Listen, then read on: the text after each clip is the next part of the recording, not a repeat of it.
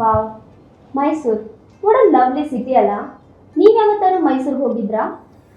ಆ ಥರ ನಾನು ನಿಮಗೆ ಕೇಳಿದಾಗ ನೀವು ಎಸ್ ಹೋಗಿದ್ದೆ ಅಂತ ಹೇಳ್ತೀರಿ. ಇಂಗ್ಲೀಷಲ್ಲಿ I have been to Mysuru ಅಂತ ಹೇಳಬೇಕಾ, I had been to Mysuru ಅಂತ ಹೇಳಬೇಕಾ?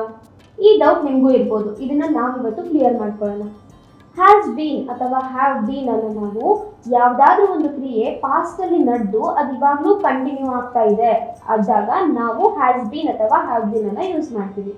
For example, she has been staying in Mysuru for A year. ಅಂದರೆ ಒಂದು ವರ್ಷದಿಂದ ಅವರು ಮೈಸೂರಲ್ಲಿ ಇದ್ದಾಳೆ ಅಂತ ಹೇಳಬೇಕಾದ್ರೆ ಹ್ಯಾಸ್ ಬೀನ್ ಅನ್ನು ಯೂಸ್ ಮಾಡಿದ್ದೀವಿ.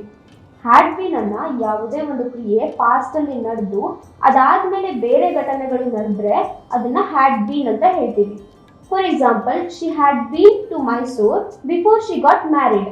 ಅಂದರೆ ಮದುವೆ ಅನ್ನೋದು ಒಂದು ಘಟನೆ ಆಗಿದೆ, ಸೊ ಅದಕ್ಕಿಂತ ಮುಂಚೆ ಅವರು ಮೈಸೂರಿಗೆ ಹೋಗಿದ್ರು. ಇದನ್ನ ಹೇಳಬೇಕಾದ್ರೆ ಹ್ಯಾಡ್ ಬೀನ್ ಅನ್ನ ಯೂಸ್ ಮಾಡ್ತೀವಿ. ಸೊ ನಿಮ್ಗೆ ಈ ಡೌಟ್ ಕ್ಲಿಯರ್ ಆಗಿದೆ ಅಂತ ಅನ್ಕೋತೀನಿ. ನಿಮಗೆ ಈ ಡೌಟ್ ಕ್ಲಿಯರ್ ಆಗಿದ್ದಲ್ಲಿ ಎಸ್ ಅಂತ ಕಮೆಂಟ್ ಮಾಡಿ.